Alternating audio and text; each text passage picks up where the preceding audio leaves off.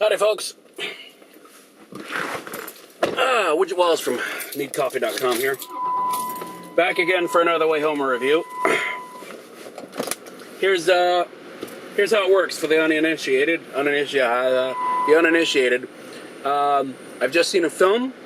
Cinema's over there, and I'm going to tell you about that film on my way home.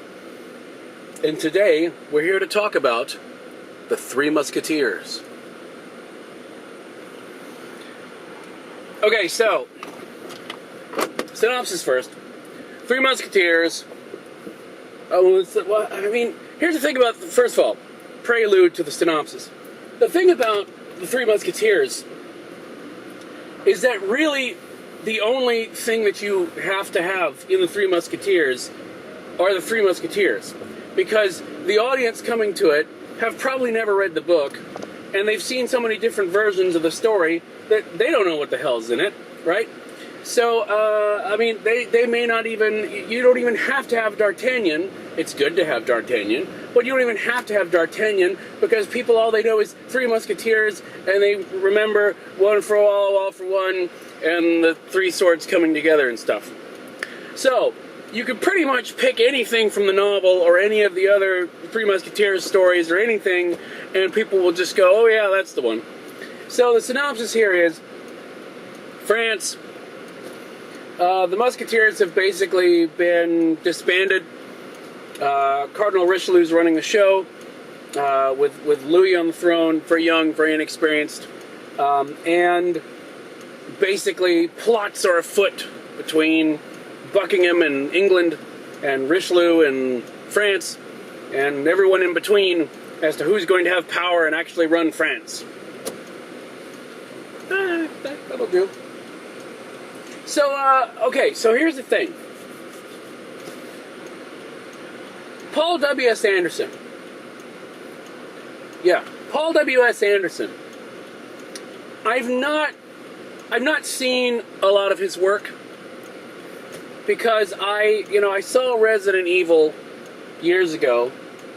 Wasn't terribly impressed because the problem with Resident Evil was it wasn't scary, wasn't terribly action-packed, wasn't very well written, wasn't much of anything. In fact, what I do remember of Resident Evil is the one really effective bit was a sequence in which a zombie is dragging, fairly certain it was an axe, just an axe along the floor and making a dragging axe noise. And you could hear that happening off camera. That was very effective, right? That one sound effect was more effective, no pun intended, than the rest of the film. So it just wasn't very good. So, when you go Paul W.S. Anderson's doing a film, that's what I think about, is none of the pieces really gel, and he doesn't really bring to the table what you want. What you want with Resident Evil is, and I haven't played the games, so I don't know, but what I want from, like, the trailer and so forth is zombies and a bit of a mystery and guns. And you can't, and it wasn't pulled off well. So you look at the trailer for Three Musketeers 3D, right? And it's very clear what's in store. Right? So, it's going to be big and ludicrous, and there's going to be swords and airships, right? So that's the trailer. The trailer makes that clear. That's what they're bringing to the party, right? So I go in, I wanted, big and ludicrous and silly with swords and airships. And here's the good news. The good news is, that's pretty much what I got. Instead of showing up and trying to make high cinema, or even trying to make the greatest swashbuckling movie ever made, because there are buckles and they will be swashed, right? Basically, it seems like everybody came to the table wanting to make a fun film. And not even like fun action-packed film, but just a fun film over and above everything else. Because, you can't take it seriously. If you go into the film trying to take it seriously, you are so going to be disappointed. Because, I mean, the moment you're faced with Orlando Bloom and his, mustache twirling excuse for a villain, which won't work in a serious, film with swords in it, but you put it in this film, which is just goofy, and it works. Again, as long as you've got a sense of humor about it, I think it works. Because I think just like Orlando Bloom, everybody there shows up and knows what they're supposed to be doing, right? Everybody, it's not like it's populated with hack actors. These are good actors. I mean, Matthew McFadden, you've got, I hope I'm saying that name right. I can't do names. Ray Stevenson plays a better big-ass brawling drunkard in this than he did in Thor. You've got Mads Mikkelsen, again, I'm probably screwing up the name, the great, quiet but deadly bad guy with the eye patch and whatever. And you've got, I think the guy's name is Logan Lerman, who's playing D'Artagnan. It's actually a lot of fun. I mean, that's the thing is, everybody showed up to have fun. And when everybody's doing that, it's kind of hard not to have fun. Now, if it's poorly executed fun, then yeah, you're sitting there in the audience going, ooh. Because, I mean, Battlefield Earth, they probably had a great time making, but that doesn't make it a good film, does it? Makes it a hilarious film, but not a good film. But no, with this, it's just, they start from the beginning with swordplay and gunplay and anachronistic, steampunky stuff and, crazy. I think if it's an Anderson film with Mila Jovovich in it, she's got to do, I'm totally screwing up her name, I know, but she's got to do some kind of flippy through lasers or strings or something nonsense. I mean, all of that's just like in the opening. So it basically sets it up to, this is what we got for you, what do you think? And goes from there. And really, only about twice does the film ever pause for breath. And the one time that it does sort of want to go into schmaltz territory, I was distracted by the fact that there was a Dexter Fletcher cameo, Dexter Fletcher from Lock, Stock, who I don't see enough of. So I was just sort of happy that he was in the film, and that kind of bridged it for me rather easily. And yes, you've got love stories, and yes, you've got some people actually acting like human beings, but luckily those are short. So you can get back to things blowing up, and airships and swords, because that's what you came for, right? So, also, speaking of, Dexter Fletcher, I didn't even know James Corden was in the film.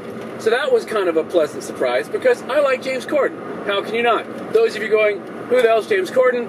Okay, the doctor's friend from the Tennant episode, not the Tennant, David Tennant, but the Tennant, Matt Smith with the thing. Anyway, he was just in the most recent, next to last episode where he came back. His friend, the doctor's friend. Anyway, you know what I'm talking about. Right. So that was a pleasant surprise. But the whole thing really was just pleasant and fun. And here's the other thing. I said it was a fun film first and foremost, right? And the action-packed was just part of the reason why it was fun, rather than, best way to put it is, you know how some films want to be action-packed, and they really want to be action-packed to the detriment of the fun that you're having? It's hard to describe. But sometimes they don't, they focus too much on the action. This was just focused on the fun, and the action felt like an organic extension of that. I'm using really big words for this film. I know it's a big, dumb film. But my point being is that what you get is, and I've complained about this a lot, both here and elsewhere, is that you get a lot of what seem like really well choreographed fight sequences, and you can't tell what's happening. Because they're either doing the herky-jerky camera bit, or they're way up close on the people, so you can barely tell that a punch is being thrown. You know what I'm talking about? That's so obnoxious. And it's not only obnoxious from an audience's point of view, but if I'm the guy who's created this fight that these guys are working through, and if I'm the actors who, are working really hard to try to make it look good, and then you can't tell what the hell's happening, I feel bad for them more than I feel bad for myself having my time wasted. Because at least I'm just sitting on my ass. They're working their asses off, and I can't tell what they're doing. However, with this film, you can see. And it does that whole, you know that thing that they've started doing now where it's like, the best bit of this move, I'm going to put into slow motion. Then we're going to spin it back up again, and we're going to slow motion. It does that, but it doesn't feel obnoxious. It actually feels like, instead of, God, I'm having problems communicating today. I apologize.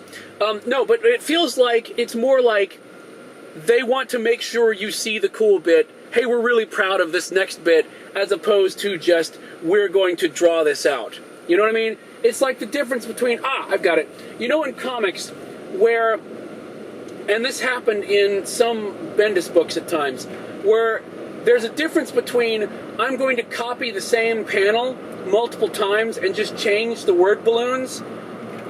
There's a difference between, I'm doing this for a purpose because it makes artistic sense, and then sometimes they do it and you just go, man, they were just like running late or lazy. You know what I mean?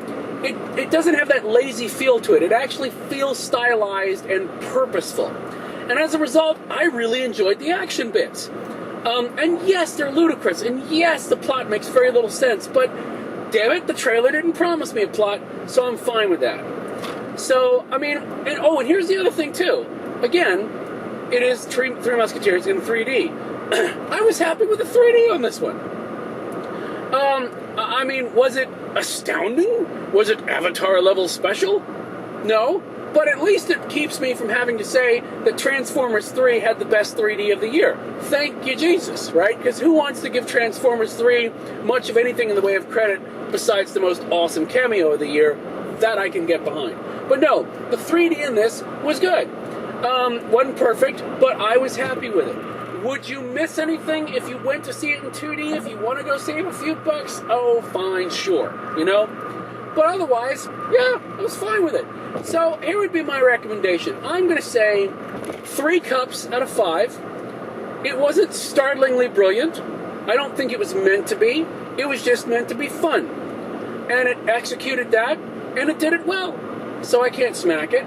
So 3 out of 5 cups. And I would say, yeah, I mean, if that trailer appealed to you on any level, you felt probably, like I did, a little hesitation because you know that it could very well suck. I don't know if you could turn off your brain. They successfully kept my brain turned off for the whole film, right? That's high praise, okay? Because even when you get to the bits where you just go, this part of the plot is silly, my brain just went, leave me alone, right? It was fine with snoring. So I would say, yeah, if you're gonna go find a cheap seat somewhere and catch it, yeah, if it's your sort of film, I think it would be worth seeing on the big screen, just because there's so much bigness. The costumes are all big, the fights are all big, the airships are big. So there's that. But if you're kind of only so-so on it, if you watch that trailer and didn't have any, you didn't want to invest anything in does it suck or not, catch it on video. But it's fun. It's worth catching in some form or fashion. Again, if that sort of film works for you. If you're going to show up and you're going to be pissed that they're not following the book to the letter, and you're sitting there going, diving suits and airships? What the hell? Then this is, please stay away. You will be so disappointed. You will probably have there is so much anachronistic stuff going on, you will have an aneurysm. I'm just telling you up front, okay? But if you can deal with that, it's fun. So there you go. Another Wayhomer in the can. That's about all I want to say on it. Yes, that is in fact all I want to say on it. Now, but I will say this as well. 32 Days of Halloween is still going on. We still have over a week left of that. That sort of madness is still happening. So I encourage you to stop by and check it out.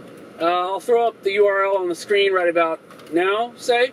And yeah, please stop by and check it out. We appreciate it. And I also want to say thank you for those of you who are either because of 32 days and you see that we're killing ourselves over it, or just whatever it is that we're doing on the site.